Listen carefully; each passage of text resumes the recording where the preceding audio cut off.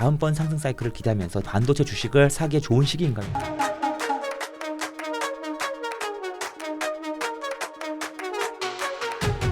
서두르세요. 고정 댓글을 확인하세요. 박사님 와주셔서 고맙습니다. 네, 안녕하세요. 우리 지구본 연구소 네. 최준영 박사님 네. 한번 꼭 모시고 싶었습니다. 또 불러주셔서 감사합니다. 별 말씀을. 네. 좋은 계기가 되어서 우연한 계기로 또 여기까지 또 오게 됐습니다. 이번에 그 번역서를 내셨는데 네. 사실 저희가 출판사에 말씀드려서 네. 이거 한 5권을 받아놨거든요. 그러셨군요. 분명히 사무실에다 놨는데 없어졌어요. 어디로 갔습니까? 여기 최준영 세 글자가 써 있다 보니까 사람들이 다 너무 빠르게 사라졌습니다. 책이. 감사합니다. 근데 이게 원작자는 인도계 미국인? 인도계 미국이라고 보시는 네, 게 맞죠. 네. 원래 이제 인도에서 태어나셔가지고 근데 이제 주요 활동을 이제 미국에서 하셨죠. 그래서 뭐 월드뱅크, IMF 이런 곳에서 주로 이제 국제금융기관 이런 데서 주로 많이 하셨고 지금은 이제 프린스턴 대학에서 이제 교수로 이제 계신 어떻게 보면 우리가 전형적으로 생각하는 똑똑한 아주 인도인 미국에 가서 성공한 인도인. 뭐 자리 잡은 그렇게 볼 수 있고 그러니까 이제 정확한 표현은 이제 인도계 미국인이라고 이제 볼 수가 있고 이 저자 서문에 보면 그런 게 나와요. 자기가 이제 시민권을 이제 획득을 하고 나니까 되게 마음이 울적했다. 나는 그래도 내가 인도 사람이라는 의식이 되게 강했는데 뭐 아무래도 이제 계속 미국에서 뭐 오래 살고 하다 보니까 당연히 이제 시민권 취득까지 이제 가게 됐는데 거기에 대해서 아버지가 이제 해주는 이야기가 그런 이야기가 있어요. 너는 어디 가서든 인도의 마음을 가지고 있고 인도 사람으로 살 거다. 너무 인도 사람으로 살아라. 너무 이제 그렇게 하지 마라. 어디 가도 인도 사람들은 인도 사람들이다라는 이야기를 이제 하는데 좀 뭉클하기도 하고 어떻게 보면 그러면 인도가 뭐지? 인도라는 나라는 도대체 뭐지? 라는 생각도 사실 좀 들고 여러 가지 생각이 좀 들었습니다. 보면. 제가 그 말씀하시는 중간에 제가 이 띠지라고 하죠. 네네. 띠지를 베끼니까 이게 뭐랄까 그 원어 제목 원래 제목이 나왔습니다. 근데 이제 우리말로는 두 개의 인도인데 인도 이즈 브로큰인데요. 인디아 이즈 브로큰이죠. 인디아 이즈 브로큰. 저 인도가 영어인 줄.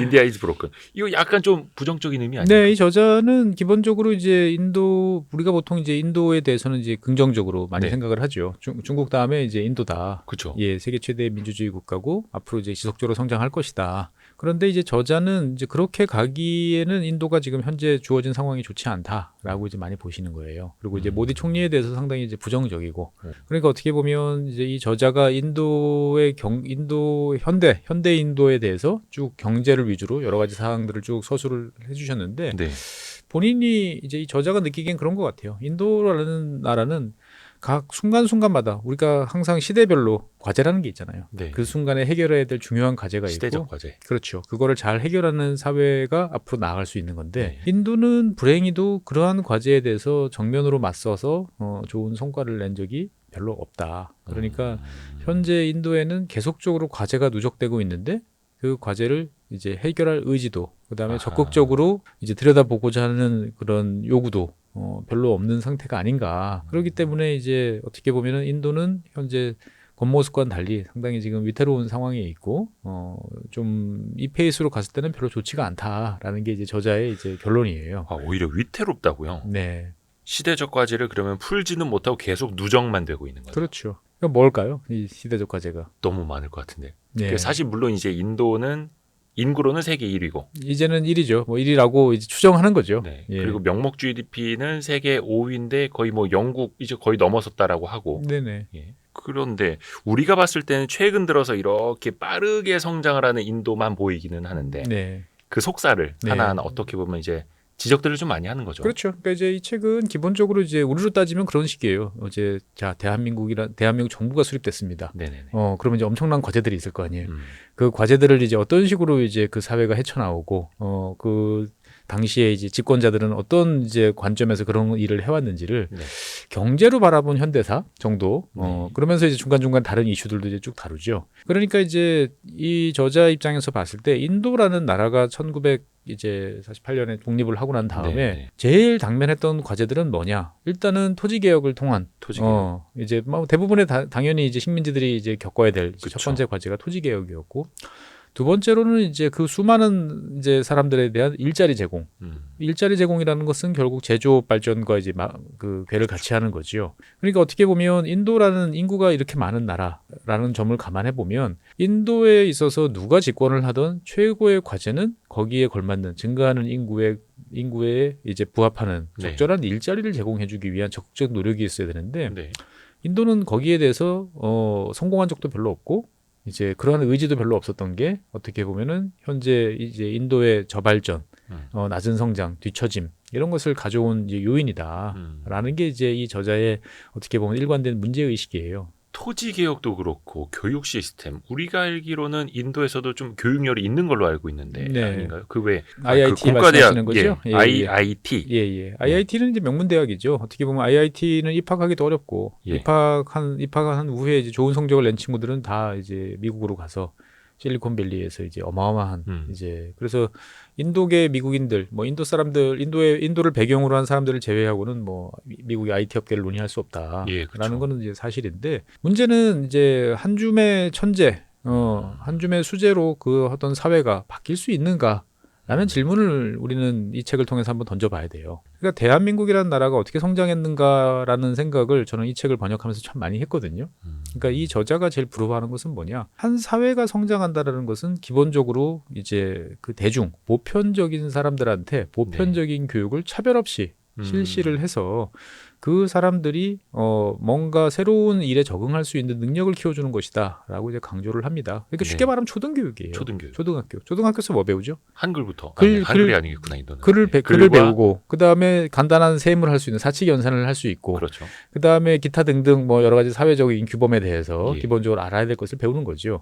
그게 경제 발전하고 무슨 도움이 되느냐라고 생각을 하지만 그렇지 않다라는 게 이 저자의 일관된 생각이에요. 그러니까 인도라는 나라는 예전에 식민지 시절에 말할 것도 없고 그 이후에도 국민들을 잘 가르쳐서 뭔가 이제 쓰임새 좋은 그리고 국가가 발전하는 데 있어서 도움이 될 만한 좋은 역량을 가진 그러니까 대한민국의 발전이라는 건 항상 그런 식의 얘기잖아요. 대한민국은 가진 건 없지만 양질의 저렴한 풍부한 노동력을 통해서 성장했다라고 하는 그 양질의 노동력을 키우기 위한 노력을 한 적이 없다라는 거예요. 인도가요. 네. 그러니까 이제 우리가 생각하는 거와는 좀 달리 인도는 보통 이제 인구가 이렇게 많은 나라. 그러면은 산업을 발전시켜야 돼. 그러면 당연히 뭐부터 시작해야 될까요? 육성 시스템. 처음에 이제 산업을 발전시킨다. 농업에서 이제 벗어나서 뭔가를 해보겠다 그러면은 이제 제조업을 육성한다 그러면은 이런 이제 인구가 많은 나라 같으면 뭐부터 해야 될까요? 인력에 대한 뭐 교육이요? 자본 투자? 산업의 종류? 예. 제조업 중에서요? 그렇죠. 뭐 중화학산업부터 가야 될까요? 그러니까 대한민국 같은 대한민국이나 일본이나 그러니까 한국 사람들한테는 이런 질문이 사실은 이제 되게 그 불필요한 질문이죠. 우리가 다 그렇게 살아왔으니까 처음에 할 것은 당연히 경공업이죠. 의류, 내가 입어야 되는 옷, 그다음에 신발, 뭐 이런 사람의 노동력으로 가발. 어떻게 보면 철저하게 인건비 따먹기 사업으로 이제 뭔가 새 산업을 이제 일구기 시작을 하는 거죠. 왜? 그때는 인건비가 제일 싸고 실업자가 많고 하기 때문에 그 사람들한테 뭔가 일자리를 준다라는 것 자체가 상당히 사회적으로 큰 의미가 있고 아예 극초반 산업. 그렇죠. 예. 그게 어떻게 보면은 검증된 그러니까 그 저개발 국가에서 이제 산업 국가로 변화하는 어떻게 보면 제일 검증된 공식이에요. 그것을 제일 처음에 이제 제대로 보여줬던 나라가 일본이고 그다음에 그 뒤를 따라왔던 나라가 한국과 대만이었고 그 뒤를 따라온 나라가 이제 중국 그리고 지금은 이제 방글라데시와 이제 베트남이 따라오는데 인도는 없어요. 그러니까 인도는 처음서부터 어떻게 보면 이제 중화학 공업을 통해서 새로운 이제 인도를 만들겠다라는 의지를 가지고 이제 시작을 했는데 이 저자는 이제 거기에 대해서 통렬하게 비판을 하는 거죠. 우리가 인도에 대해서 잘 알고 있는 인도 사람 몇 사람 없습니다. 대표적으로 이제 간디가 있고요. 개폭력주의를 주장하는 간디가 있고, 그 다음에 이제 간디와 더불어서 이제 인도 독립에 어떻게 보면 큰 공을 세우고, 그 다음에 인도의 초대 수상을 역임했던 이제 네루가 있죠. 그래서 이 책은 앞부분은 상당히 이제 네루의 여러 정책에 대해서 비판을 아주 신랄하게 합니다. 그 당시의 상황도 잘 묘사를 하면서. 네루라는 사람은 이제 좋은 어떻게 보면 이제 훌륭한 이제 위인이긴 하지만 현실 정치인으로서는 인도라는 큰 나라가 이제 처음에 독립을 했을 때는 얼마나 많은 과제가 있겠어요. 그러면 그 과제를 해결하기 위해서는 높은 데서 내려다보면서 여러 가지 지시도 해야 되지만 어떨 경우에는 그 지저분하고 정말 이제 막다구니 쓰는 그 판에 내려가서 뒹굴면서 문제를 해결해서 앞으로 하나씩 나가는 모습도 보여줘야 되는 거죠. 그런데 이제 이 네루라는 인물은 이제 원래 고귀한 좀 곱게 큰 인물이어서 그런지는 모르겠으나 네. 그런 거를 별로 원치 않았어요.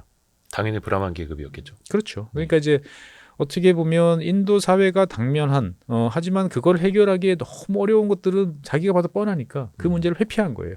그게 대표적인 게 토지개혁이고 그 사람들에 대해서 생산성을 높이기 위해서 뭐 학교를 만들고 거기에다가 이제 일자리를 제공하고 이런 건 너무나 힘들고 어려운 일이라는 거죠. 그리고 그 사람들의 어떤 삶의 질을 높이기 위한 어떤 도시의 어떤 변화를 가져온다든지 하는 일들은 뭐라 그럴까 좀 엄두가 안 났다라고 해야 되나 그런 거예요. 왜 그랬을까요? 그러니까 제가 알기로는 47년인가 48년인가 독립을 하고 나서 얼마 안 있어서 바로 공식적으로는 그 계급제가 폐지가 된 걸로는 알고 있거든요. 물론 남아 있겠습니다만. 예.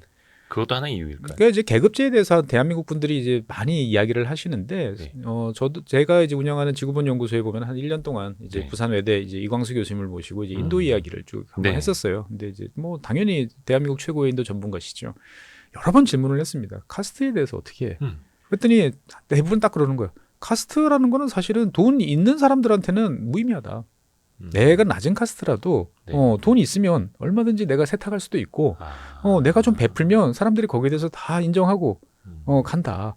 우리는 뭐 카스트가 다른 사람들끼리 결혼하면 큰일 난다는 줄 알지만 내가 돈이 있고 내 자식이 잘났는데 내가 높은 카스트인데 내 자식이 뭐 좀 안 좋은 하지만 내가 봤을 때 이쁘고 보면은 싹싹한 며느리를 데려오겠다는데 누가 감히 나한테 뭐라고 하는 거예요? 오, 그래요. 실질적으로. 네, 실질적으로 해요. 그러니까 인도라는 사회를 이제 그렇게 자꾸 이제 카스트를 보고 이야기를 하면 잘못 이해를 하는 거예요. 그래서 우리가 근데 사실 중학교, 고등학교 때 세계사 배울 때 인도 하면 카스트 제도부터 배웠잖아요. 사실. 예. 그러니까 이제 그러니까 이광수 교수님이 제일 이제 많은 말씀해 주셨는데 저한테 제일 귀에 들어왔던 건 뭐냐? 다 사람 사는 세상이라는 거예요. 사람 사는 세상의 공통점이 뭐죠? 내 새끼는 잘났으면 좋겠고, 그쵸. 예, 평안하게 자랐으면 좋겠고, 내가 힘이 있고, 내가 뭔가 커버할 수 있으면 세상에 관습하고는 그거 무시하고 넘어갈 수 있는 거잖아요.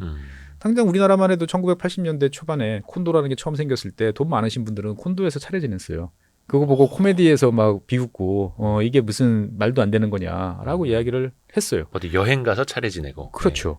근데 이제 시간이 한 30-40년 지나니까 어떤가요? 지금 명절 때 집에 모여가지고 차례를 지내면 이거는 불운한 사람이고 조상덕을 보는 사람들은 다 해외에 가서 재밌게 그렇죠. 노는 사람들을 조상이 은덕을 입은 사람이라고 이야기하잖아요. 30-40년 만에 바뀐 거예요. 예. 그런 것처럼 이제 인도라는 사회는 이제 어떻든 간에 인도 사람들은 이제 현실적이고 이해관계가 빠르기 때문에 그런 카스트를 가지고 들여다보면 설명이 안 되는 거고, 그리고 그 카스트라는 것도 인도 사회 이 책에서도 중간중간에 나오지만 카스트라는 것도 전국이 다 동일한 체제가 아니에요. 그래요? 인도라는 나라가 원래 없었잖아요. 인도라는 나라는 사실은 영국이 만든 거죠. 예.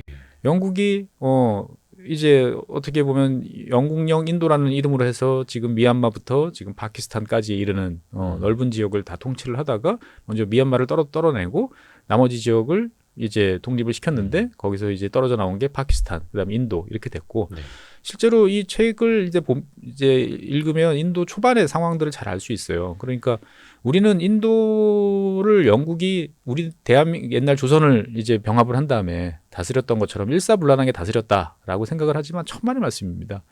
인도 중에서 영국이 초반에 이제 정말 직할로 통치를 했던 지역은 소수예요. 주로 지금의 오히려 방글라데시에 있는 그 벵갈 지역들은 이제 그러니까 지금 인도의 동쪽 지역들은 이제 동인도 회사를 비롯한 영국이 직접 통치를 이제 해왔던 거죠. 하지만 인도가 이제 인도를 계속 그 점령을 해 나가다 보니까 뭐 세포의 항쟁을 비롯한 여러 가지 사건 사고들을 겪으면서 인도도 영국도 힘에 부친 거예요. 그러니까 결국은 어떻게 되냐? 그냥 영국이 힘센 거 알지? 알아요. 그러면 당신은 그냥 잘 지내. 대신 뭐 너가 하는 건 너가 알아서 다 하고 단지 너가 이제 영국에 반해서 뭐 외국을 끌어들인다든지 이런 짓 하면 안 돼. 알지? 당연한 거죠.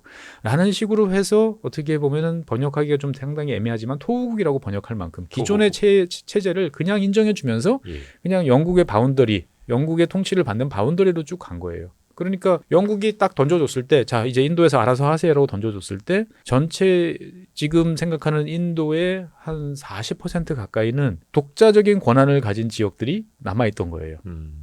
그래서 처음에 이제 인도라는 이제 독립을 이제 받아든 이제 네루 그리고 네루의 동지인 이제 파텔이라는 특히 이제 파텔이라는 사람은 그러한 수많은 토호국들을 내버려 두고는 인도가 만들어질 수가 없다. 네.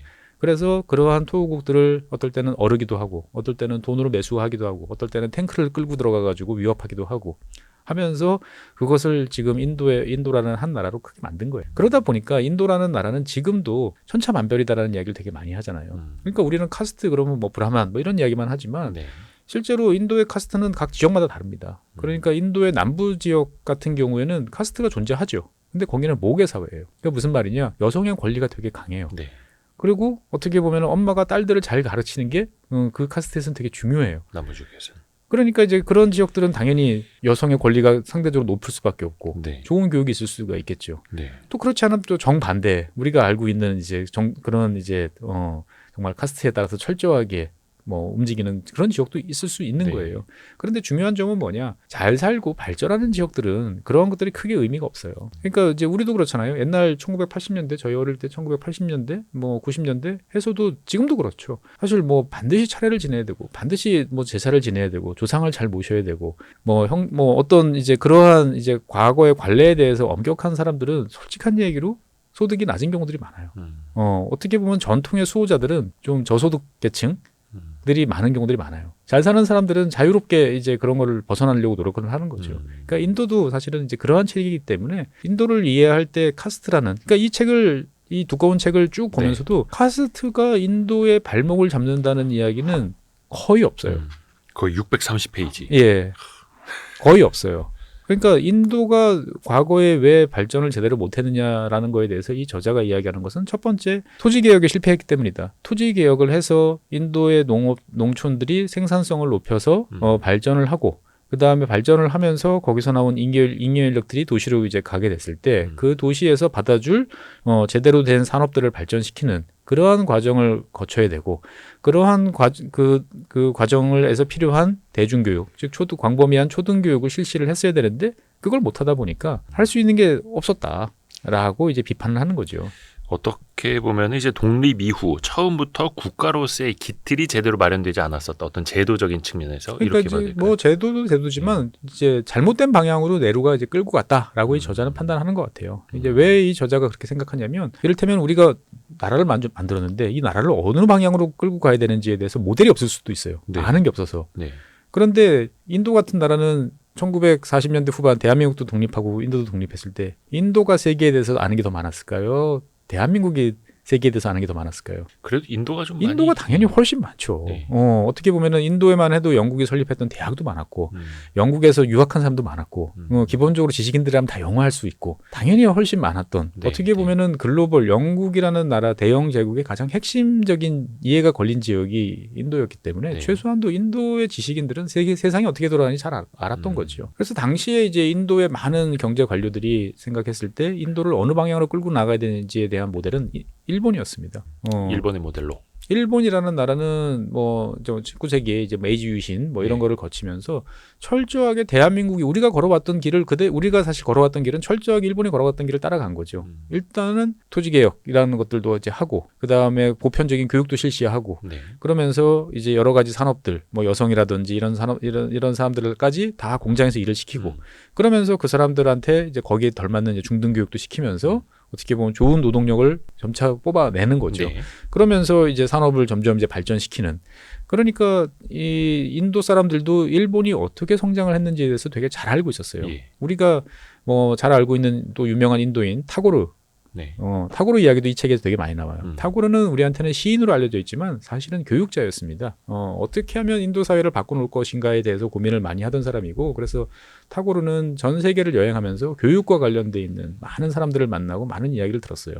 그래서 이제 당시 소련에 가서도 여러 가지 비판적인 어떻게 보면은 당시 스탈린 시대였으니까 사람을 마구 죽이고 탄압하고 하는 모습에 대해서는 비판하고 비난을 했습니다만 당시에 소비에트 체제가 만들었던 이제 보편적인 교육 시스템에 대해서는 격찬을 남기지 않았습니다. 부러워했고요. 일본에 가서도 마찬가지예요. 일본의 발전하는 모습들 그리고 뭐 누구나 남녀 차별 없이 다 교육을 받고 기본적으로 하는 모습들을 보면서 이게 이제 인도가 나가야 될 길이다라고 강조를 이제 했던 거죠. 그런데 정작 이제 네루는 그러한 이제 대중교육과는 관계없이 나는 그러한 복잡한 어떻게 보면 내가 물려받은 이 복잡 다단한 인도라는 사회는 내가 다스리고 싶지 않은 거예요.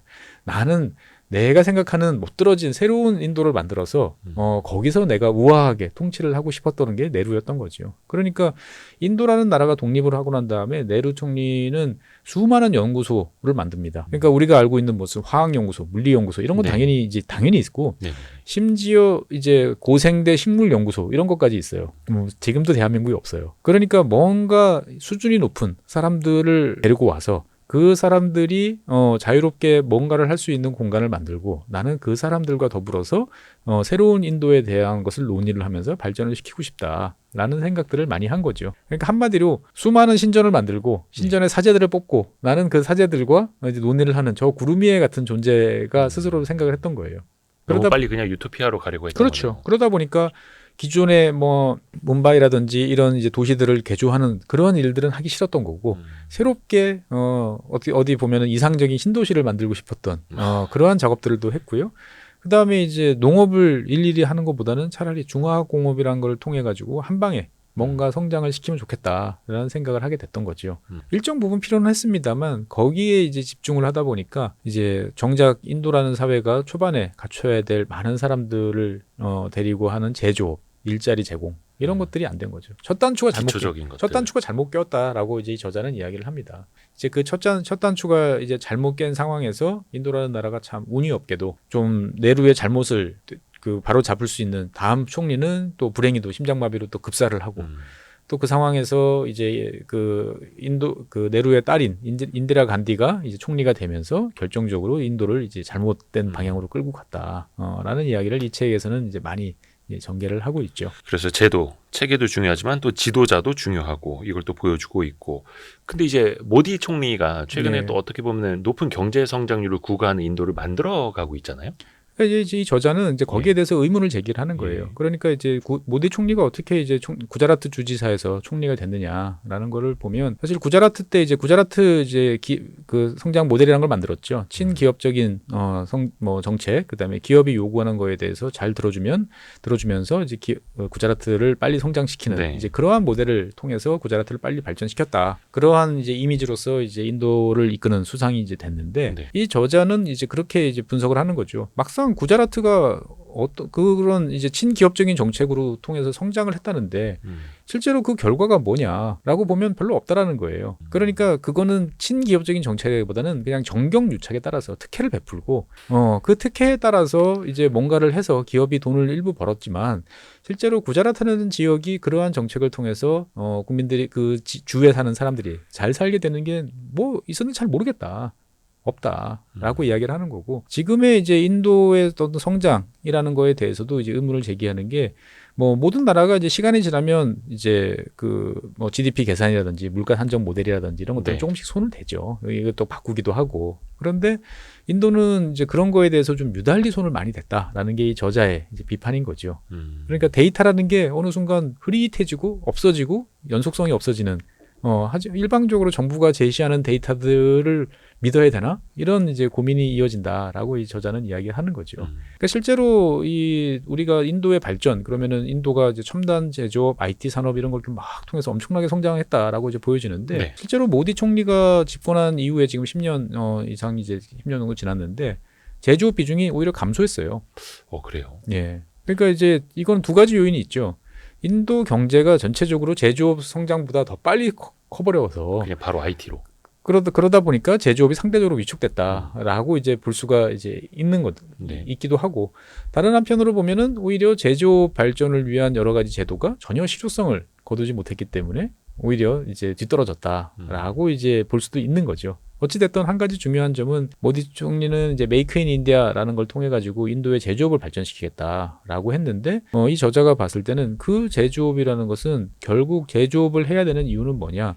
한 사회에서 필요한 일자리를 만들어주고 중산층을 두텁게 만들어야 되는데 지금 인도가 추진하는 방안은 어떻게 보면 동북아 국가들이 그리고 옆 나라인 방글라데시나 뭐 베트남이 이제 해왔던 그러한 길과는 전혀 동떨어져 있다라는 게 비판이고 그러니까 기반이 구축되지 않은 상태에서 과연 그런 것이 잘 될까? 라는 게 이 저자의 이제 좀 의문인 거죠. 근데 최근에도 보면 뭐 애플도 그렇고 어떻게 보면 이제 인도라는 가장 큰 시장이 있기 때문에 거기에서도 이제 제조업이 육성될 수 있을 것이다 이렇게 보는 관측도 있는 반면에 네. 아예 그 기틀이 너무 없다. 네. 기반이 너무 약하다 이런 지적인 거네 이 저자는. 그러니까 이제 뭐 이 저자는 어떻든 간에 이제 사상 누각으로 지금 올리고 있는데 네. 나는 잘 안 될 것 같다. 라는 입장이고, 근데 이제 현실은 어떻든 간에 이제 우리와 또 이 저자의 생각과는 다를 수도 있는 거죠. 방금 이제 애플 이야기를 하셨는데, 저도 이제 뭐 제 채널에서 아이폰 이야기를 한 2번에 걸쳐서 이제 했었어요. 근데 이제 참 보면 재밌어요. 그 한번 여러분들 찾아보시면 이제 나올 텐데, 애플이 이제 어떻게 보면 미국과 중국이 사이가 안 좋아지니까 네. 차이나 플러스 원 전략을 이제 택을 한 거죠. 그러니까 그 전까지의 애플, 아이폰, 아이패드 다 어디서 만들었죠? 중국에서. 예, 네. 폭스콘이나 폭스콘뿐만 아니고 다른 이제 그 업체가 한 두세 군데 더 엄청 있죠. 많죠, 중국에. 한 3개 정도 업체들이 이제 예. 그 만들었는데, 아이폰 14부터인가요? 15. 그러니까 특히 이제 15, 아이폰 지금 16이죠. 아이폰 15를 만들 때 애플이 이제 폭스콘에다 이야기를 합니다. 그 8:2. 그러니까 원래 그 폭스콘이 이제 인도에 공장을 가지고 있었어요. 네. 예전서부터. 근데 여기서는 주로 이제 한 3세대 내지 4세대 정도 뒤에 있는 지나간 모델들을 저렴하게 만들어서 네. 인도 내수용으로 저가로 이제 판매하는 이제 이런 이제 작업을 해왔는데, 애플이 이제 미국 정부의 압력이라든지 여러 가지 상황들을 감안했겠죠. 그래서 이제 아이폰 15는 스탠다드 모델, 기본형 모델을 기준으로 했을 때 중국이 80%, 그 다음에 인도에서 20%를 만드는데 이건 동시 출시다. 오. 예. 그러니까 폭스콘 입장에서 봤을 때는 정말 이제 날벼락이 떨어진 거죠. 그래서 이제 폭스콘이 부랴부랴 인도에다가 공장을 증설을 하고, 거기다가 이제 자기들이 이제 중국 저장성인가 거기 있죠. 이제 거기 있는 라인을 똑같은 장비로 쫙 깝니다. 중국 제재나 수율이 안 나와요. 예. 인도에서 만들면. 네, 만들면 안 나오는 거죠. 왜 안 나올까 생각해 보면 당연히 이게 쉽지 않은 일인 거죠. 그러니까 이제 현장에서 누군가 지시하고 지도하고 감독하고 이런 것들을 일일이 흔히 말하는 이제 마이크로 매니징을 통해 가지고 해야 되는데, 그런 게 없으니까 안 되는 거죠. 그러니까 이제 폭스콘 같은 경우는 이제 고민을 하다가 중국 그 엔지니어들을 꼬십니다. 너 해외 한 번도 안 나가봤지? 너 해외 나가서 근무해 볼래? 중국의 기술자들이 그렇죠. 인도로 파견하는. 그렇죠. 대만 업체가 중국에서 일을 하다가 만렙 찍고 있는 인도의 엔지니어들을 너 인도에 가서 일 좀 해볼래? 그래가지고 인도로 파견을 보냅니다. 가보니 황당한 상황이 이제 벌어져 있는 거죠. 일단은 서로 말이 안 통해요. 예. 모든 일상적인 테마는 중국 사람들은 영어 못하잖아요. 네네. 예. 인도 사람들은 또 특히나 이제 공장이 인도 남부에 있기 때문에 여긴 또 힌디도 아니에요. 힌디어도 아니에요. 그러니까 모든 게 이제 번역기를 통해 가지고 대화를 해야 되는데, 인도 사람 중국 엔지니어들을 봤을 때 인도 노동자들 대부분 여공입니다. 지금 이제 중국에서 아이폰을 만드는 노동자들은 다 남성 노동자들이에요. 중국에서는 여성들은 대부분 서비스업으로 다 빠져나간 상태예요. 근데 인도에서는 여전히 우리나라 7, 80년대처럼 여공들이 네. 이제 제조업을 떠받치고 있는데, 딱 와서 보니까 이 사람들은 숨 쉬는 것도 느려.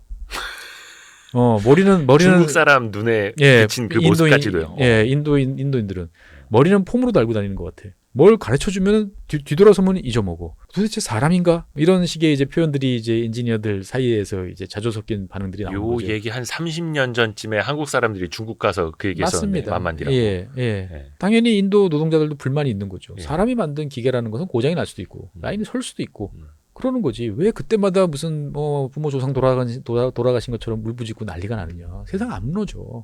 그러니까 어떻게 보면 서로가 가지고 있는 가치관이 너무 다른 거죠.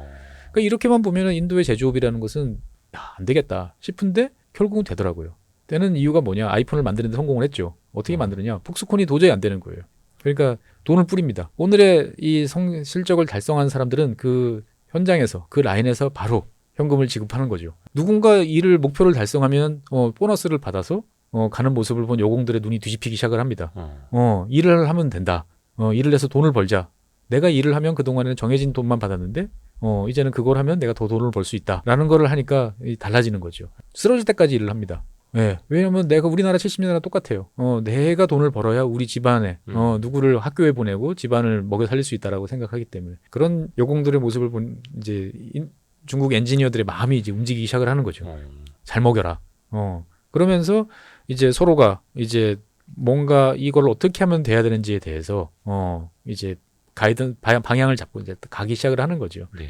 그러면서 이제 서로가 어떻게 보면은 뭘 요구하는지, 얘네들이 뭘 답답해하는지를 서로가 이제 이해를 이제 하면서 결국은 이제 애플이 말하는 이제 그 기준 스탠다드를 달성을 하게 되는 거죠. 그 과정에서 어떻게 보면 공통의 목표라는 게 딱 설정이 되고 받아들이기 시작하니까 급속히 바뀌어요. 그러니까 인도 노동자들 입장에서 봤을 때는 갑자기 중국 엔지니어들이 이제 잠을 안 자고 근무를 하기 시작합니다. 네.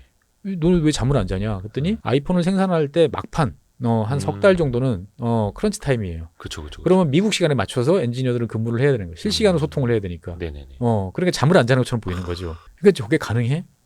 라고 이제 생각을 하는 거고. 그러면서 어떻든 간에 이 중국 엔지니어들도 인도 노동자들을 보면서 여러 가지 생각들을 하게 되는 거죠. 이 친구들을 우리가 욕을 했지만 어떻게 보면 이 친구들이야말로 인간답게 살아가는 게 뭔지를 알고 제대로 살아가는 게 아닐까? 그러면서 이제 인도 여공들하고 이제 농담도 좀 하는 거죠. 인도 여공들은 이제 중국 엔지니어들을 보면서 너 당신이 부럽다라고 이야기를 하는 거죠. 왜? 라고 이제 번역기로 서로 이야기를 하는데 재밌는 게 그거예요. 피부가 하얘서. 인도 남부는 우리가 생각하는 인도인들보다 훨씬 더 피부가 이제 색이 짙어요. 그러니까 재밌게도 전 세계 대부분의 나라에서는 다 하얀색 피부가 이제 귀한 선망이죠. 예. 그러니까 당연히 인도 남부 사람들한테는 중국인들은 상대적으로 항상 이제 희어 보이는 거죠. 참 이게 상대적이라는 게 중요한 겁니다. 예, 그렇죠? 상대적이죠. 그러면서 이제 당연히 이제 여성들이 이제 질문을 하는 거죠. 결혼했어? 그러니까 안 했어. 이거 왜? 라고 하니까 중국 엔지니어가 세 가지 답을 줍니다. 집, 돈, 차 없어. 집도 없고 돈도 없고 차도 없기 때문에 난 결혼 못해. 그래도 어느 정도 중국에서 실력을 인정받아서 인도까지 파견된 엔지니어인데. 엔지니어지만 중국에서는 사실은 이제 남초 현상이 원체 심하기 때문에 이 지참금도 어마어마하게 줘야 되고 쉽지가 않습니다. 사실 중국의 가장 큰 이제 사회 문제 중에 하나인데 그 대답을 들은 인도 여공들이 그렇게 대답을 해요. 인디아 온리 러브. 사랑만 있으면 결혼할 수 있어. 그러니까 어떻게 보면은 이제 중국 엔지니어들끼리 모여서 이제 저녁 때 술 한잔 하면서 그런 얘기를 하는 거예요. 우리가 얘네들을 욕을 했는데 시간이 지나 보니까 오히려 얘네가 인간답게 살고 있는 게 아닐까? 뭐 이런 얘기도 하는 거고. 다른 한편으로 보면 우리는 여기 와서 왜 이 개고생을 하고 있지? 라는 이야기도 주고 받는데 그때 또 인도 엔지니어들끼리 중국 엔지니어들끼리 한 대답이 또 걸작이에요. 우리가 안 왔으면 누군가 올 거다. 대만이 됐던 한국이 됐던 일본이 됐던 누군가 와서는 이 일을 할 거다. 그렇죠. 그러면서 이야기를 해요. 우리가 혹시 경쟁자를 키우고 있는 건 아닌가? 맞죠. 예. 그런데 거기서도 그 이야기를 해요. 우리가 예전에 봤던 그 한국 엔지니어들이나 대만 엔지니어들도 다 똑같이 그렇게 배웠고 해온 거 아닌가? 이게 그냥 사람이 살아가는 방식 아닌가라는 이야기를 해요. 그러니까 결국은 어떻게 보면 그런 것을 보면 우리가 30년 전에 제가 이걸 유튜브에 올렸을 때 수많은 댓글이 달렸는데 아까 말씀하셨던 건 똑같아요. 내가 90년대 중반에 중국 어디 갔더니 내가 했던 이야기를 그대로 인도 애들한테 하네. 맞아. 많이 컸다. 예. 요즘엔 중국에서 빨리빨리 이런다는데요.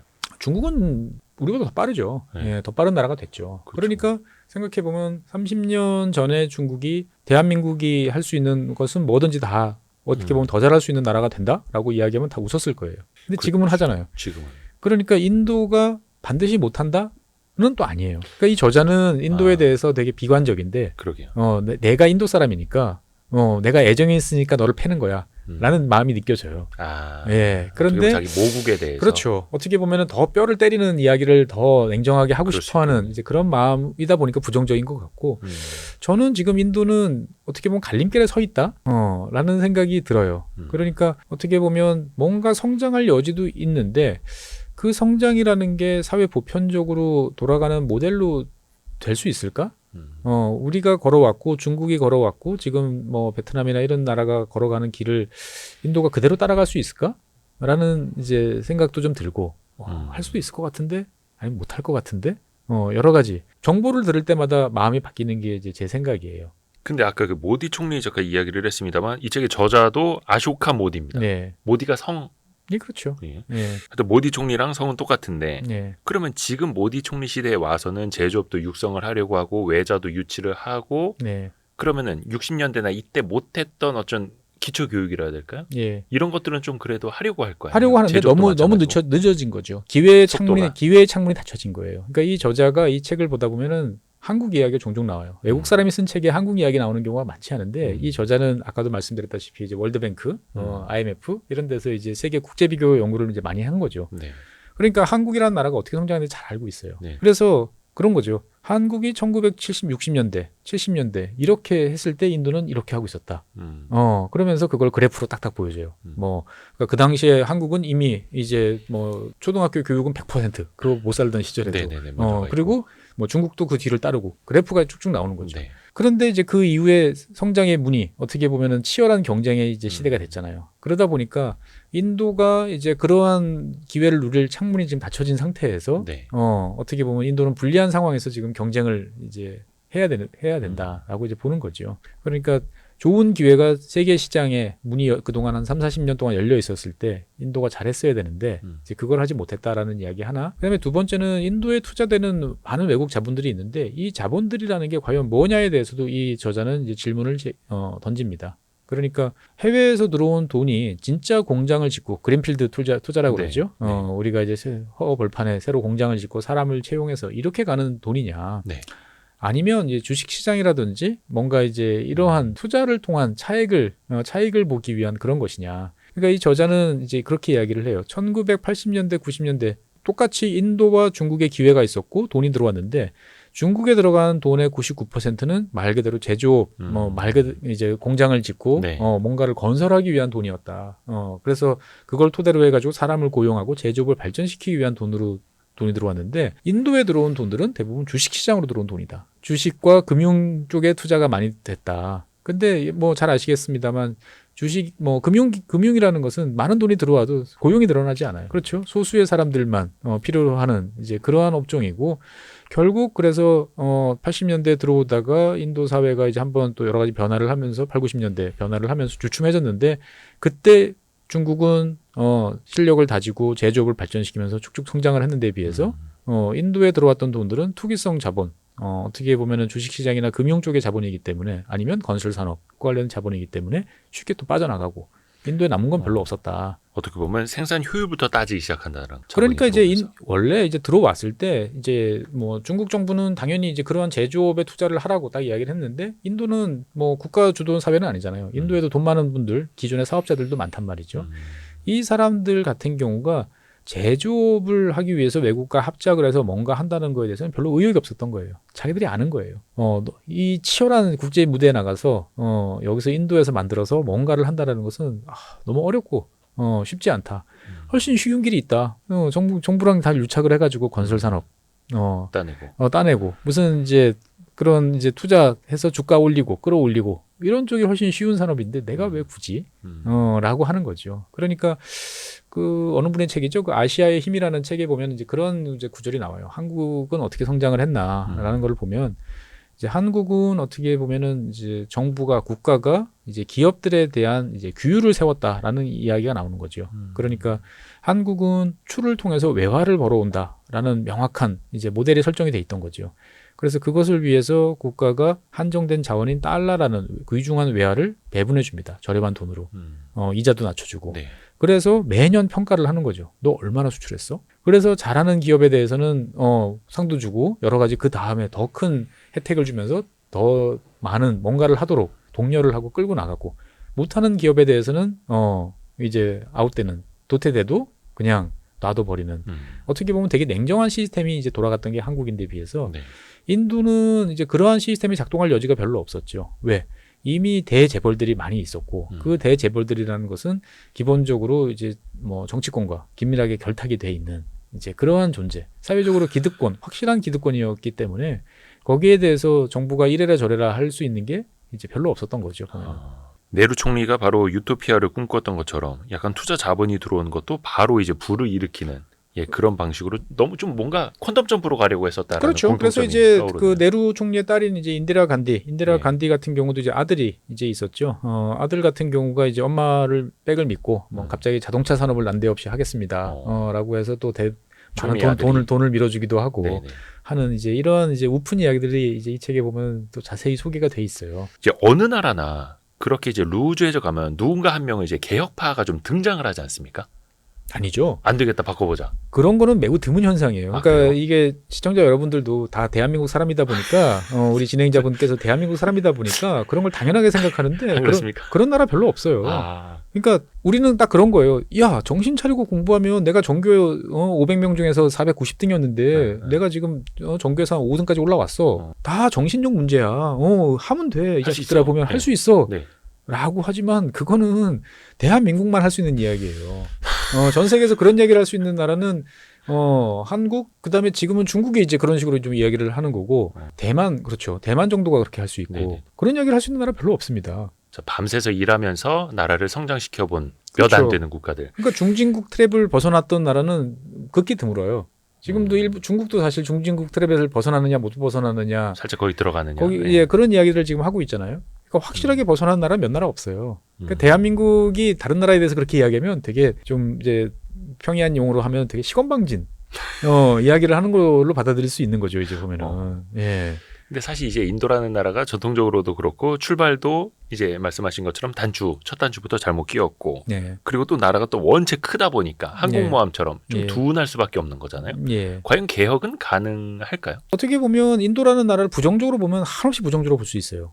예. 아까 말씀하셨던 카스트도 있고 그다음에 중경유착도 많고 최근 들어서 지금 정치권에 있는 사람들은 대부분 범죄자이고 그다음에 지역에 돈 많은 사람들은 돈뿐만 아니고 본인 스스로 본인 가족까지 다 해외로 나가 있고 이렇게 보면 정말 꿈도 희망도 없는 나라가 인도예요. 그런데 인도는 다른 면으로 보면 올해 초반에 올해 2024년이 선거의 해다 이런 얘기 되게 많이 했잖아요. 그 중에 하나가 이제 인도였고 그쵸. 당연히 모디 총리가 대승을 거둘 거다라고 생각을 했는데 인도 국민들은 냉정하게 심판을 이제 했죠. 그러면서 모디 총리가 이끄는 당이 이제 BJP가 이제 단독 과반을 못하도록 이제 막는데 성공을 했어요. 이게 무슨 이야기냐? 인도에는 다양성이 있는 거예요.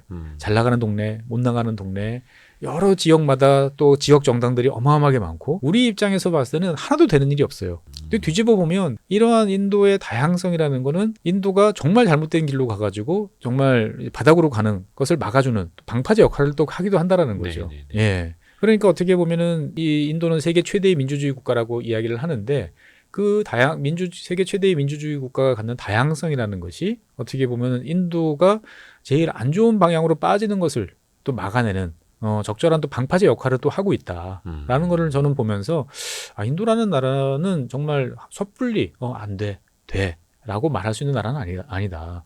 희망을 찾으려면 얼마든지 희망을 찾을 수도 있고 대표적으로 이를테면 한국에서 인도에 간 기업과 관련된 이야기를 쭉 들어보면 중소기업 관계자분들을 만나면 인도에서 사업을 하면 다 망해요. 인도는 사업하면 안 되는 곳이에요. 그런 이야기들 좀 하시더라고요. 그런데 한국의 대기업들 이를테면 뭐 현대차도 그렇고 뭐 삼성전자라든지 LG전자라든지 대기업들은 어떻습니까? 가서 지금 다 잘하고 있지 않습니까? 뭐 현대차 같은 경우는 지역에서 상장도 네, 그렇죠. 했고 그 차이가 이제 뭘까? 그러니까 우리를 이제 돌이켜 볼 필요가 있는 거죠. 차이가 어디 있을까요? 자본력 시스템 뭘까요? 비슷한 겁니다. 그러니까 인도라는 나라는 어차피 되게 전통적인 측면이 되게 강하잖아요. 체면 중시형이에요. 그러니까 대기업 누가 알아도 막 봐도 얘네들은 볼륨이 있고 규모가 있고 덩치가 있고 얘가 오면은 얘는 우리가 좀 잘 받들어 모셔야 될 손님이야. 우리가 잘 대해줘야 돼라고 하면 그러한 기업이 만날 수 있는 사람과 레벨은 전혀 다른 거예요. 대신 인도라는 나라는 옛날 중국과 달리 뭐 우스갯소리입니다만 그런 이야기가 있죠. 내가 누구한테 뇌물을 주려고 해도 누구한테 뇌물을 줘야 될지 잘 모르겠다. 이런 이야기가 옛날에 되게 많았어요. 중국은 옛날에 가서 뇌물을 주면 이 사람한테 뇌물을 주면 되겠다는 게 딱 보여요. 뇌물을 딱 주면 자기가 알아서 싹 배분해가지고 다음 날이면 일이 끝나는 거죠. 근데 인도는 도대체 A라는 사람한테 뇌물을 주면 다음에 C라는 사람이어서 왜 나는 안 줬냐고 또 오히려 혼을 내고 이거는 사실 이제 정말 답답한 이야기인 거죠. 네. 그런데 이제 대기업들은 이제 이러한 인도 상황에서 뭔가 저 위에서 그러한 자잘한 문제들을 나 너무 힘들어. 말이 다르잖아. 라고 이야기할 수 있는 사람과 그 계층과 직접적으로 이야기할 수 있는 파워가 있는 거고 그렇기 때문에 어려운 문제들을 나름대로 극복할 수 있고 지역 사회에서도 손님이니까 우리가 잘해줘야 돼 라는 그러한 체면과 관련돼 있는 것들이 이제 존재를 하기 때문에 성공을 하는 거고 그렇지 못한 업체들 입장에서 봤을 때는 어려움을 많이 겪는 거죠. 보면은 좋게 말하면 자본력, 나쁘게 말하면 뭐 로비 뇌물 이게 되겠고 또 실력보다는 후광 효과가 더 중요하다 이렇게 볼 수도 그렇게 볼 수도 있고요. 어떻게 보면은 저는 자관 그러한 관계를 대한민국 대기업들은 현명하게 잘 이제 판단을 이제 해왔고 아까 이제 자본력 말씀하셨는데 자본력보다도 더 중요한 것은 이제 인도 제도에 대한 이해. 가 이제 필요하다라는 말씀도 꼭 드리고 싶어요. 이거 무슨 말이냐면 대한민국 사람들은 어디 가서 잘 속아요. 특히나 이제 인도에서도 많이 속죠. 그래서 몇 번 당하신 분들은 다시는 내가 인도에 가서 안 한다라고 말하는데 맞아요. 그런데 인도 사람들은 또 그렇게 속은 한국 사람들을 또 바보 취급을 해요. 어떻게 말을 믿고 사업을 하냐. 이거 무슨 말이냐면은 인도는 옛날 영국의 영향을 받아가지고 네. 철저한 문서 사회입니다. 파일링 사회예요. 모든 게 문서로 확정이 되고 서로가 서명이 들어가기 전에는 믿을 수가 없는 거예요. 네. 그러니까 말로는 뭐든지 다 할 수 있다라는 게 인도 사람들의 생각이에요. 근데 내가 어제까지 너랑 10시간 동안 같이 밥 먹고 술 먹으면서 이야기를 했는데 그러면 그걸 정리해 보니까 이렇게 한 장이 됐네. 사인해 줘. 네. 라고 그러면 나 생각 좀 해볼게. 라고 핑계를 대는 거죠. 그게 인도에선 당연한 거예요. 밥도 먹고 돈도 받고 다 했는데. 문서로 되는 순간 달라지는 거예요. 그러니까 인도에서 비즈니스를 하려고 그러면 모든 것을 문서화시키고 관리하고 거기에 대해서 공증을 받고 하는 사실은 그게 다 비용이죠. 안 좋지만 이제 그런 거를 할 수 있을 만큼의 이제 자본이라든지 인력이라든지 이런 것들이 이제 있어야만 비즈니스를 이제 안정적으로 영위할 수 있다라는 점도 필요한 거죠. 이게 또 현실이라는 거죠. 그러니까, 그리고 예. 앞부분에 잠깐 이제 뭐 이렇게 로비 뇌물도 얘기를 했습니다만 인도에 진출한 우리 대기업들이 뭐 뇌물 주고 잘 됐다 이런 이야기는 아닙니다. 혹시나 이제 오해하실까봐 그런 오해는 또 없으시길 바라겠고요. 해서 지금 인도는 기로에 서 있고 네. 갈림길에 딱 서 있는 그런 시기이고요. 그렇죠? 그렇죠. 제가 봐도 지금 그런 시기인 것 같아요. 그러니까 이제 10년 이제 모디 총리의 열광도 해고 모디 총리는 또 뭐 이 책에서도 여러 번 설명을 하지만 되게 이렇게 불법과 합법 그다음에 종교와 세속을 막 넘나들면서 자기의 어떤 영향력을 확대하는데 되게 잘하는 사람이에요. 이미지 정치도 되게 잘하고 그다음에 힌두 원리주의자를 통해서 이슬람이라는 적을 만들어서 어떻게 보면 뭐 인도라는 나라는 뭐 대부분의 인구가 80%가 이제 힌두이기 때문에 힌두만 결집시키면 무조건 선거에서 이기는 거죠. 네. 그러려면은 이제 이슬람을 배격을 하면은 되는 거예요. 그런 과정에서 이제 뭐 폭력 단체라든지 그런 종교 단체라든지 이런 것들 어떻게 보면 불법적인 요소들을 동원하는데 꺼리낌도 없었고 하지만 또 그게 너무 과하다 싶으면 또 바로 입장을 싹 바꿔가지고 또 다 끌어안고 가는 또 모양새도 연출을 하고 이제 온 거죠. 그래서 여기까지 왔는데 이제 인도 사람들도 이제 질문을 던지는 거죠. 그래서 뭐가 바뀌었는데? 그러니까 이제 모디 총리 입장에서 봤을 때도 뭐가 바뀌었는지에 대한 이제 답을 줘야 되는 네네. 이제 그런 상황이 이제 점점 다가오고 있는 거죠. 그러다 보니까 이제 모디 총리도 이제 그걸 잘 알다 보니까 뭐 이를테면 이제 뭐 화성에 가는 이제 인도 로켓, 뭐 달에 착륙한 인도, 뭐 이런 거를 통해 가지고 국민들을 계속 결집을 시키고 어떤 이미지를 이제 부각시키려고 노력은 합니다만 이제 인도 사람들도 아는 거죠. 살림살이 나아지셨습니까? 라는 답에 대해서 글쎄, 라는 생각을 하다 보니까 과거에는 모디 총리한테 잘 보여서 한 자리 받으려고 하던 그 수많은 BJP의 지지자들, 그다음에 다른 정당이지만 연합된 세력이었던 사람들이 다 등을 돌리거나 거리를 두거나 하는 모습들을 이제 보이는 거죠. 그러니까 이제 어떻게 보면은 이제 모디 총리가 이제 여기까지 잘 끌고 왔고 어떻게 보면 국제적으로 인도를 뭐 높은 의미의 협력체로서 이제 무시할 수 없는 존재가 되도록 만든 데는 이제 큰 공헌을 했는데 이제 내부적으로 봤을 때 정말 어떤 인도를 한 단계 높은 차원으로 끌고 갈 거냐라는 거에 대해서는 여러 가지 의문이 남는 거죠. 저는 이제 인도에 대한 여러 가지 이야기 나올 때마다 대한민국 분들은 이제 과거 중국 생각을 하면서 인도도 그렇게 될 거다라고 또 확신하시는 분들 되게 많은데 좀 다르게 봐야 되지 않나라는 생각도 많이 들고 그래서 실제로 1인당 GDP로 따지면 방글라데시가 높을까요? 아니면 인도가 높을까요? 1인당으로 하면 이제 나누기 되는 모수가 인도에 너무 많아가지고 방글라데시도 네. 인구가 뭐 2억 명인데요. 뭐 예. 지금은 방글라데시가 더 잘 살아요. 예. 그 이유가 뭐냐면 방글라데시는 어떻든 간에 한국 모델을 받아들였고 네. 여성들을 집에 내버려 두지 않고 다 끄집어내가지고 봉제 공장에서 일을 시키는 모델을 정착시켰죠. 그게 한국 발전 모델이고 베트남 발전 모델이고 지금은 이제 방글라데시 발전 모델이죠. 그래서 방글라데시는 의류만 가지고도 1년에 $500억 수출하는 나라예요. OEM 공장들. 세계 2위예요. 예. 그걸 통해서 저희 아버지가 예전에 1980년대 방글라데시 갔을 때는 정말 그 단추 하나, 실 하나까지 다 이제 해외에서 수입해야 되는 나라가 이제는 그 관련되는 산업도 자리 잡고 디자인 영역도 알아서 이런 스타일로 만들어 주세요. 그러면은 디자인도 해가지고 뽑아낼 수 있는 나라로 바뀐 거죠. 근데 지금도 인도는 그걸 못해요. 예. 그런 경공업 기반이 너무 약한. 그러니까 이제 그렇죠. 차근차근 올라오기보다는 인도는 뭔가를 이제 한 방에 올라오고 싶은, 사실 꼭 계단을 차곡차곡 올라올 필요는 없죠. 우리가 뭐 다 집에 유선전화 깔아놓고 그다음에 무선전화로 가야 되는 세상은 아니지 않습니까? 그렇죠. 뛰어오를 수는 있는데 그럼에도 불구하고 그 하나하나의 기반이 되는 것들을 또 갖춰놓고, 그리고 그 기반을 갖춰놓는다는 것은 그 사회의 어떤 마인드셋을 바꿔놓는 거거든요. 저는 이제 그런 표현을 잘 써요. 이제 제조업 사회 마인드라는 거는 세계적으로 되게 드물어요. 세계적인 제조업 국가 무슨 나라 있나요? 한국, 독일, 일본, 예, 중국, 네. 뭐 대만, 뭐 이 정도. 대만이 좀 작긴 하지만 어떻든 이 나라의 공통점은 뭐냐? 저는 제조업 마인드라고 생각하는 게 뭐 별거 아닙니다. 일단 무조건 출근을 한다. 열심히 출근하고. 두 번째, 무슨 일이 있어도 납기는 맞춘다. 그렇죠. 예, 이거 당연하게 생각하시죠. 전 세계적으로 이런 마인드 갖는 나라 없어요. 지금 우리나라에서 많은 기업들이 이제 미국에 진출했는데 네. 제일 어려움이 뭐냐? 사람이 없다라는 거예요. 뽑아놓으면 나가고 힘들면 안 하고. 월급 받으면 안 나오고. 예. 예. 그러니까 제조업 마인드라는 게 필요한 거예요. 그러니까 인도 입장에서 봤을 때는 그러한 규율, 제조업이라는 것은 하기 싫은 일이지만 꾸역꾸역 해야 되고, 규칙적인 일, 내 컨디션이 좋지 않아도 해야 되고, 컨디션이 좋아도 해야 되고, 기분이 안 좋아도 해야 되고, 이게 사실 제조업 마인드고, 이 제조업 마인드를 형성시키는 데 있어서 중요한 것은 교육이에요. 학교라는 것은 나와야 되고, 배워야 되고, 익혀야 되고, 규칙에 따라야 되고, 윗사람들에 대해서 말을 들어야 되고, 그런 것들이라는 게 형성이 될 수 있는 기회들이 있어야 되는데, 그것들을 놓치고 다 지나갔는데, 지금 다시 제조업이라는 걸 통해 가지고 수많은 일자리, 국제적인 경쟁력이 있는 것을 만들 수 있겠느냐라고 생각해 보면 여러 가지 퀘스천이 찍히는 것도 사실이다라고 이제 볼 수가 있는 거죠. 우리가 사실 이제 어떻게 보면 이제 한 3차 산업시대, 4차 산업혁명 이렇게 되면서 제조업 마인드 이제 버려야 된다, 이런 얘기를 되게 많이 해왔었는데, 네. 어떻게 따져보면은 이 제조업 마인드가 있는 나라가 되게 어떻게 보면 귀했던 거네요. 그게 있었기에 이렇게 성장을 했던 거고. 제조업이라는 거 힘들어요. 제가 이제 지난주였죠. 지난주에 이제 새로 나온 책이 있는데, 이제 TSMC의 세계 최고의 기업 TSMC의 비밀이라는 책을 쓴 이제 대만 네. 린홍원 선생님을 모셔다 놓고 이제 이야기를 했는데, 그분이 딱 그러시는 거예요. 제조업은 힘들어요. 그럼요. 예, 힘들지만 그것을 꾸역꾸역 하는 그런 마인드. 그냥 내 일이다.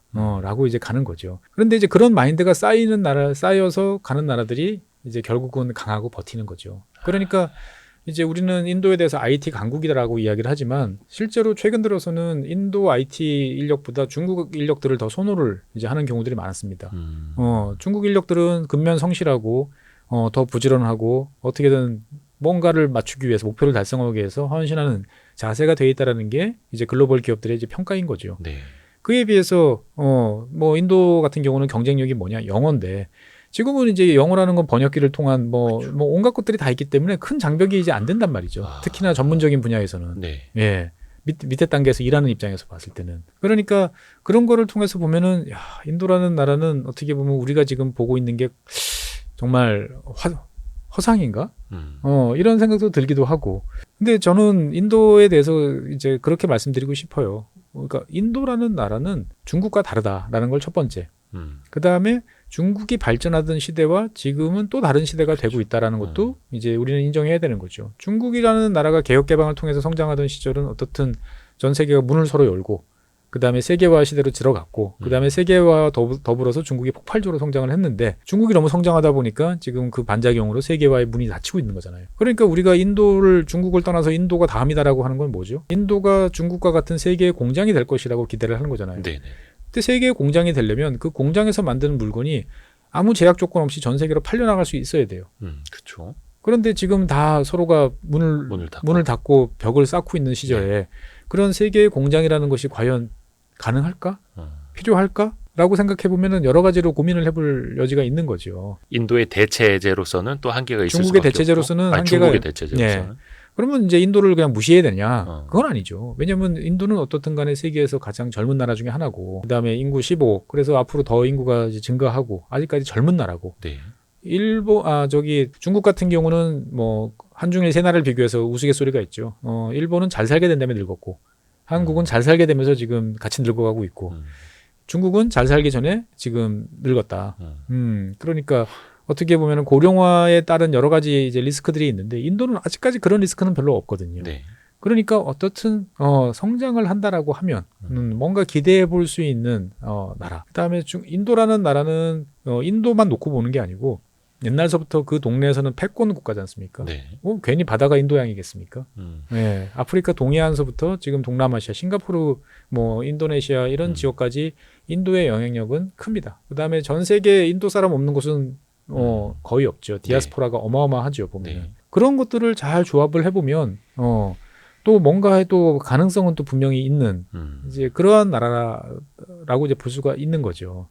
그러니까 중국이 성장했던 성장 방정식을 그대로 인도에 적용을 하면 이 저자인 아쇼카 모디가 바라봤던 것처럼 힘들어 안 될 것 같아라는 결론에 도달하게 돼요.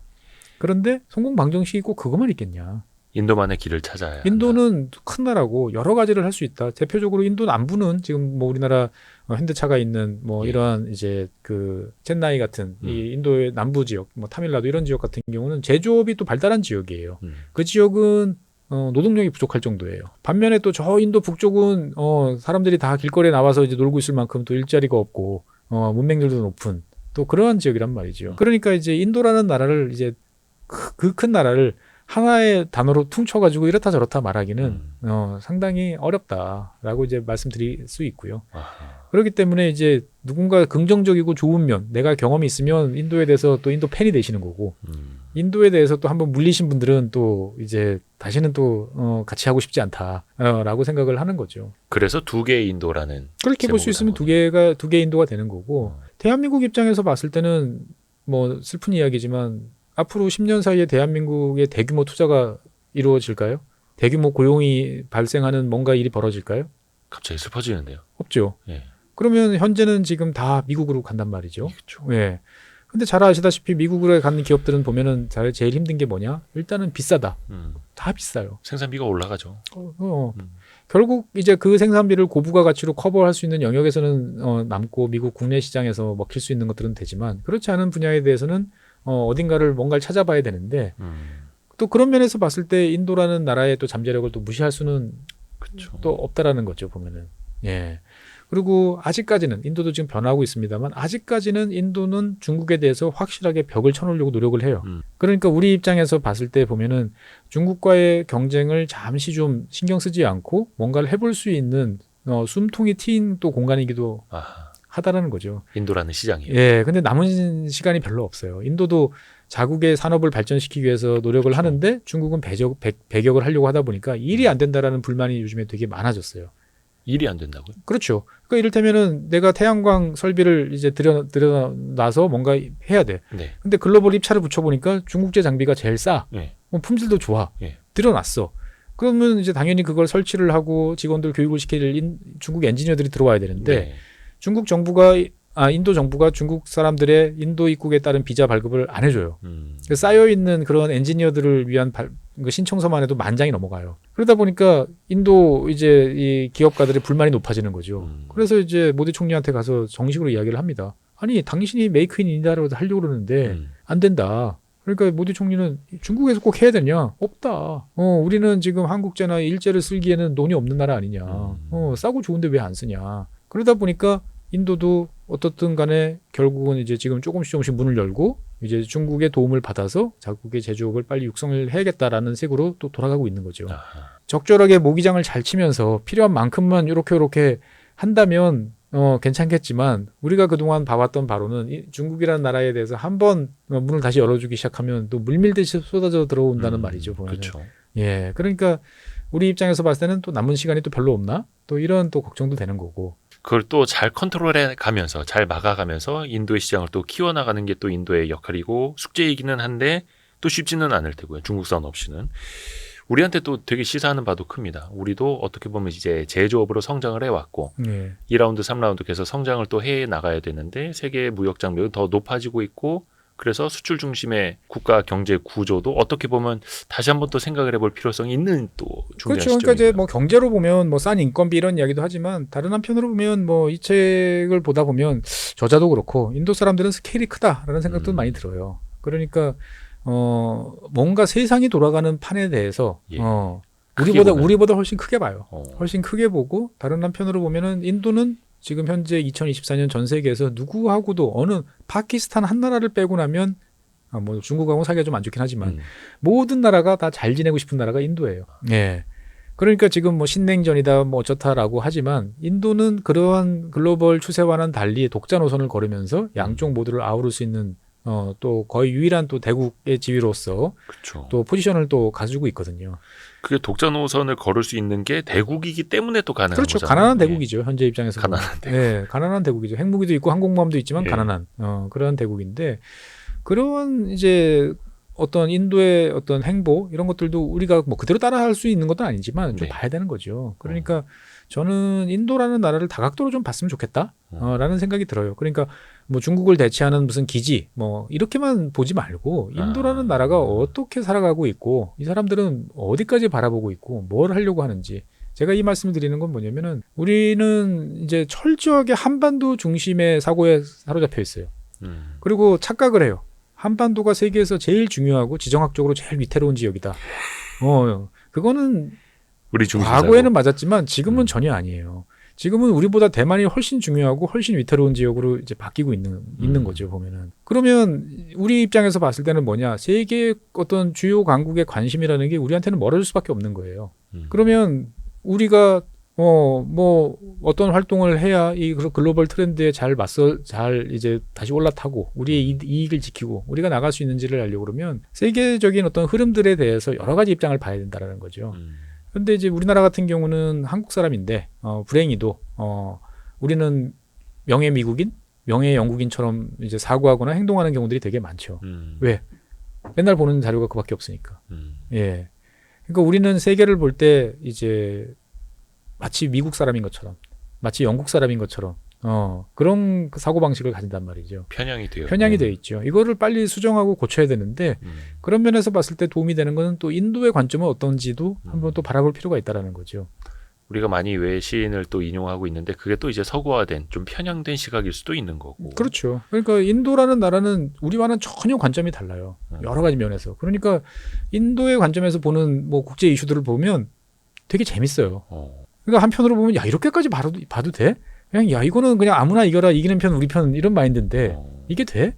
근데 생각해보면 뭐 그럴 수도 있구나라는 생각도 들고 다른 한편으로 보면 얘네들이 봤을 때 한국이라는 나라는 또 우리가 저런 대상이 될 수도 있겠구나 라는 겁도 나기도 하고 그러니까 이제 그러한 관점들을 좀 볼 수 있는 좀 그러한 대상으로서도 좀 눈여겨볼 필요는 있다라고 보여집니다. 이게 참 관점을 달리 보면 다른 시각에서 보는 다른 모습이 우리한테 또 보일 수도 있는 거고 그걸 또 많이 또 우리가 해봐야 되는데 국가적으로는 더 어렵죠 이게. 그리고 이제 마지막으로 이제 한 가지 더 말씀드리고 싶은 것은 뭐 이 방송을 들으시는 분, 뭐 저도 이제 50대를 이제 지금 넘어가고 있습니다만 저희가 아플 때 지금 저희 부모님이 아프실 때 옆에 간병인들 다 네. 된다고 이제 고생들을 하시는데 네. 우리 옆에 있을 간병인들은 어느 나라 사람일까요? 한국 사람은 아닐 것 같아요. 간호사도 모자란다 하고. 한국 사람 당연히 아니고요. 조선족도 아닙니다. 조선족도 이제 별로 없어요. 지금은 이제 중국 분들이 주로 이제 간병인을 이제 하고 있죠. 그런데 언제까지 있을까 생각해 보면은 별로. 그 나라 소득 수준 올라가면 또 이제 안 오겠죠. 그렇죠. 아시아에는 사람이 많다라고 이야기하지만 이 인도 옛날 영국령 인도 동쪽, 즉 미얀마 동쪽에 있는 나라들 중에서 2030년이 됐을 때도 경제활동 인구가 과거에 비해서 더 늘고 인구가 여력 있고 하는 나라는 거의 없어요. 필리핀, 인도네시아 정도가 있고 나머지는 다 인도, 파키스탄, 미얀마 뭐 이런 나라들입니다. 네. 무슨 말이냐? 결국 우리가 30년 후에 우리 옆에서 우리의 마지막 길을 같이 해줄 사람들은 인도 사람일 가능성이 매우 높다라는 말씀도 드리고 싶어요. 그 노동력 측면에서 봐도. 노동력 측면에서 봤을 때 보면은 결국 어떻게 보면은 뭐 집을 떠나서 해외에서 뭔가 일하는 거에 대해서 두려워하지 않고 뭐 어디 가든 또 잘 엉덩이 붙이고 살고 있고 네네. 그러면서도 적당히 섞이고 적당히 독자적인 노선을 걷는 그런 존재가 또 인도인들이라는 거죠, 보면은. 근데 앞에서 말씀해 주신 것처럼 only love, 사랑이면 되는. 네. 그러니까 뭐 전 세계적으로 지금 뭐 인도 사람들 없는 나라 거의 없는 것처럼 이제 그런 면에서 봤을 때 보면 전 세계적으로 인구가 줄어들고 있는 이 상황에서 인구 이제 고령화를 급속하게 겪고 있는 이 상황에서 결국 인도라는 나라는 그 머릿수 하나만으로도 젊다라는 거 하나만으로도 우리가 무시할 수도 없고 어떻게 보면은 우리 옆에 시간이 지날수록 점점 더 많이 보일 수밖에 없는 그런 나라가 아닐까라는 점도 한번 고려해봤으면 좋겠어요. 공부해 봄직한 나라네요, 인도는. 그렇습니다. 역사도 그렇고 어떤 제도적으로도 그렇고 지도력도 그렇고 인구 측면에서 그리고 또 세계 경제 또 분명한 한 축은 될 테니까 다만 이제 어떤 방식이 되느냐 이게 또 궁금한 건데. 그렇죠. 그러니까 이제 인도에 관한 책들은 되게 많이 남아 있는데 그렇죠. 불행히도 다 영어예요. 영어. 한글로 된 책들은 인도에 관한 책들이 잘 없어요. 주로 이제 명상, 여행 이런 책들이 많고 요가 그다음에 최근 들어서 이제 인도에 대한 몇몇 책들은 있습니다만 정작 인도라는 나라가 어떤 식으로 여기까지 왔는지를 좀 알아야 우리도 그 나라를 이해하고 좀 뭐 뭔가를 봤을 때 납득이 좀 되지 않겠습니까? 네. 그런 면에서 봤을 때 저는 뭐 제가 번역을 했습니다만 이 두 개의 인도라는 이 책은 그냥 인도라는 나라를 이해할 수 있는 그냥 첫 번째 발걸음 을 이제 내딛고 필요할 때마다 꺼내서 몇 번씩 보면 점점 더 이해도가 높아지는 이제 그러한 책이다라고 이제 말씀을 꼭 드리고 싶습니다. 그러네요. 예. 그러니까 저도 이제 조금 이제 우둔한 질문은 몇 차례 던졌습니다만 우리가 잘못 알고 있었던 혹은 잘못 보고 있었던 인도에 대해서도 또 이제 시각을 바꿔줄 수 있는 그런 내용인 것 같습니다. 오늘 이제 번역가로서 최준영 번역가님, 최준영 박사님과 함께 이 두 개의 인도 함께 또 이야기를 들어봤습니다. 감사합니다, 박사님. 네, 고맙습니다. 다음번 상승 사이클을 기대하면서 반도체 주식을 사기에 좋은 시기인가요?